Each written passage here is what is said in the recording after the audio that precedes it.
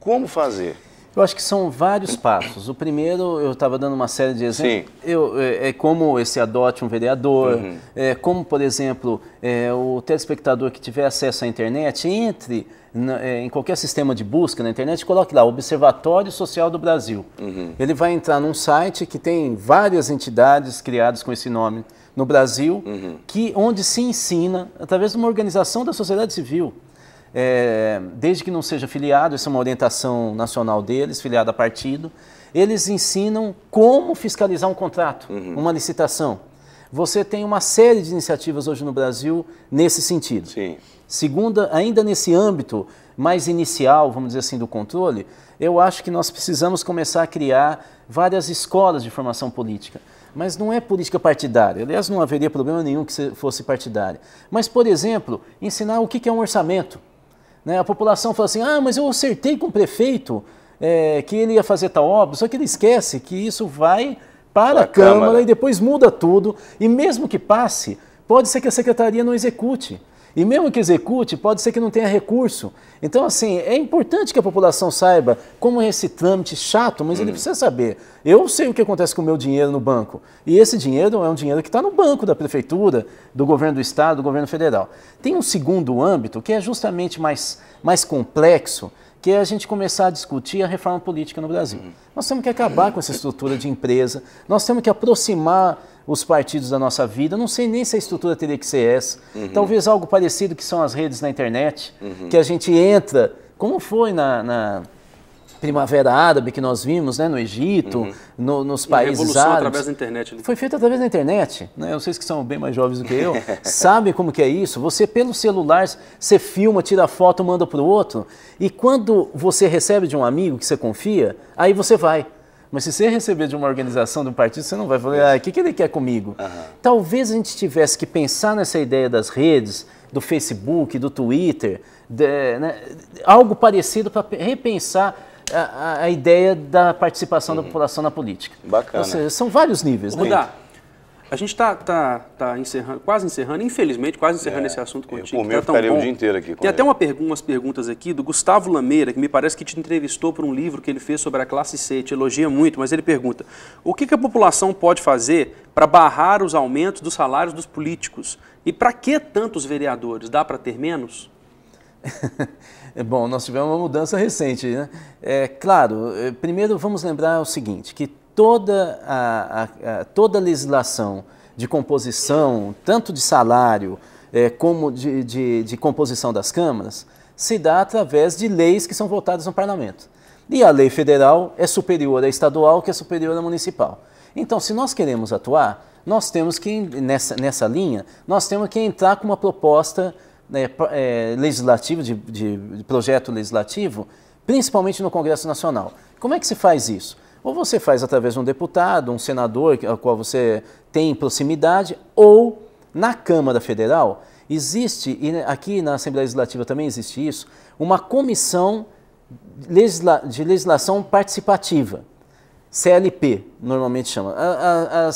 A Assembleia Legislativa e a Câmara Federal tem várias dessas comissões, por onde passam os projetos. Essa é uma especial. Se você tiver um número específico de eleitores e associações da sociedade civil que assine uma proposta, ela entra nessa comissão, é uma comissão séria, ao contrário do que a gente está falando da política, essa funciona mesmo, e na Assembleia Legislativa de Minas também funciona. Os deputados que estão lá, se votarem e acatarem aquele projeto, quase sempre acatam, a não ser que seja uma coisa muito estapafúrdia, aquele projeto passa a ser coletivo, passa a ser da comissão e ele passa a ser votado. Como se fosse uma proposta dos vereadores. Aí você tem que continuar lá no Congresso, não dá só para mandar, você vai ter que ficar no pé, ou seja, dá para mudar. O que o Gustavo precisa ter claro é que nós podemos mudar, mas aí nós temos que nos organizar. Não dá só para falar eu quero e ficar em casa. Isso é um problema hoje das televisões e da internet. Você fica sentado, dá a impressão que você está participando, eu concordo, eu discordo, você fica criticando o programa, mas você não sai da poltrona. E os políticos saem da poltrona, nós temos que começar a andar como eles. Eles têm que ver a gente nas câmaras, lá no Congresso. Aí muda. Tá. Para a gente encerrar o nosso bate-papo, que está muito legal, é muito construtivo, Dá para fazer uma análise panorâmica do cenário político internacional rapidamente e o papel do Brasil? Dá. Basicamente é o seguinte, nós temos que pensar um mundo hoje em 3 grandes blocos. O bloco da América, que ainda os Estados Unidos têm uma predominância muito grande, mas hoje nós temos 3 países logo após os Estados Unidos nesse bloco do continental, que à frente está o Brasil, é o segundo país mais rico da América, né? À frente, inclusive, do Canadá, as pessoas não percebem disso. E logo em seguida vem o México, que disputa a economia com o Brasil há muito tempo, e a Venezuela, por tudo isso que vocês até falaram, que é do ponto de vista mais político do que econômico. Uhum. Nós temos o segundo bloco, que é da Europa, e o terceiro bloco, que é a China. E eu, embora não tenha a mesma vinculação econômica e política, mas eu colocaria ali como, por ser Oriente, toda a linha, vamos dizer assim, do Oriente Médio, que pega desde o Líbano e vai passando pela Síria, pelo Irã e vai chegar no Paquistão. Uhum. Essa é uma região complicadíssima, porque é uma região que produz muito petróleo, tem gás natural, e não todos explorados. Então, assim, numa situação que vocês estão vendo, que a matriz energética está toda voltada para o petróleo, ali é um campo de disputa, e eles têm dinheiro. E eles são independentes de qualquer pessoa. E vocês sabem que ali a guerra pode ocorrer a qualquer momento. A China hoje é o pivô de toda a economia mundial. Então, nós temos uma situação de crise dos Estados Unidos, crise da Europa, com a China começando a emergir. O FMI lançou um texto há um ano atrás que deu uma polêmica imensa no meio acadêmico, porque eles diziam que em 2016 ou 2017 a China já passaria em riqueza os Estados Unidos. Eles projetaram isso. Agora, a China é comunista, correto? É um comunista... um hibridismo estranho. Mas impera o comunismo, correto? Politicamente muito fechado. Como é que fica um país, teoricamente, comunista, que está praticamente que mandando no mundo inteiro? Porque tudo é produzido, o mundo hoje não vive sem a China, né? E eles sabem disso. Minas, principalmente. Porque Minas exporta muito minério de ferro para lá. E eles sabem disso, os chineses sabem disso e o mundo inteiro sabe disso. Como é que fica, então, a configuração política onde você tem o Ocidente sendo dominado, ou que sempre dominou teoricamente? A gente, obviamente, não estamos aqui querendo dizer quem é que deve mandar, mas a gente está fazendo uma análise. O Ocidente, que sempre mandou, sendo... de base capitalista. Base capitalista e teoricamente democrática, sendo, vamos dizer assim, alimentado por um país teoricamente comunista. Do ponto de vista econômico, a China faz um jogo capitalista, né, de compra e venda, de relações políticas, e cada vez ele abre mais espaço para pequenos empresários. Tal.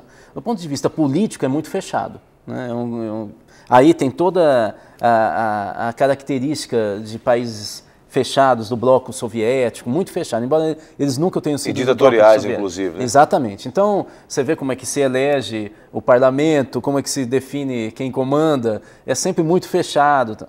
Agora, do ponto de vista econômico, eles jogam dentro do mundo econômico capitalista. Né? É interessante isso. Agora, qual seria o nome? Exatamente. Que na ciência comunismo política, híbrido? Qual que é o nome? Alguns falam em capitalismo de Estado, quer dizer, o Estado que comanda totalmente, mas é um hibridismo. Agora, veja só, o que é mais interessante, para a gente então deixar claro essa mudança que está ocorrendo no mundo, é que se nós pegarmos os países que mais crescem no mundo, os emergentes, todos não fazem parte do bloco europeu, nem desse bloco de comando norte-americano. Uhum. Brasil é latino-americano e o restante é Rússia, China, Índia e agora África do Sul, são todos do continente asiático e africano. Vocês veem como o mundo está mudando. Inclusive a geopolítica e econômica do mundo vem mudando, vem se alterando. A gente precisa se preparar para isso. Para terminar, que eu sei que o tempo está esgotado.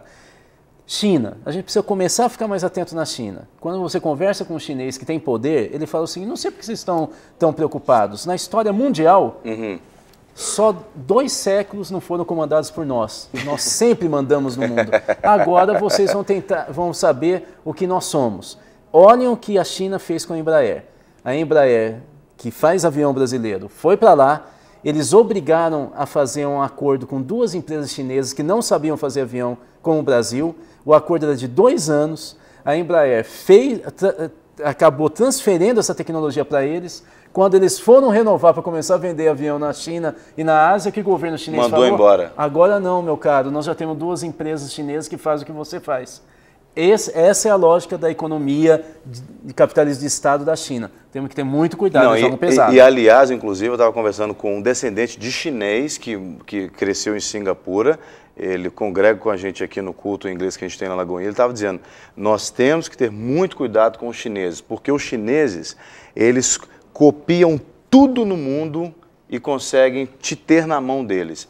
E haja vista, nós temos andado aqui pelas ruas de Belo Horizonte está virando uma Xangai, alguma coisa assim, porque o que tem de chinês, aliás, precisamos até de aprender mandarim, e eles não estão nem aí, eles falam português muito mal falado, não estão nem eles negociam entre eles lá em mandarim, você fica ali voando, você não sabe de nada, e eles estão rindo da sua cara, estão manipulando o mercado, né, brasileiro, e aqui, você falou de Minas Gerais, está ficando cada vez mais uma capital chinesa, né? Bom, Rudá, a gente quer te agradecer, foi muito bacana a sua presença aqui, a gente quer sempre ter a oportunidade de contar com você. É só me convidar. Para nos ajudar. Obrigado pela paciência. Tá. Deixar os contatos também? Seus contatos, se alguém quiser falar com você, te convidar para palestras. Bom, o meu e-mail é o meu nome, é inet.com.br, e aí vocês têm na tela o site da minha entidade, que chama Instituto Cultiva, e o meu blog aí abaixo. Vocês vão achar o meu e-mail e eu estou à disposição. Cultiva.org.br. Muito bem, obrigado mais uma vez. Deus te abençoe e a sua família também.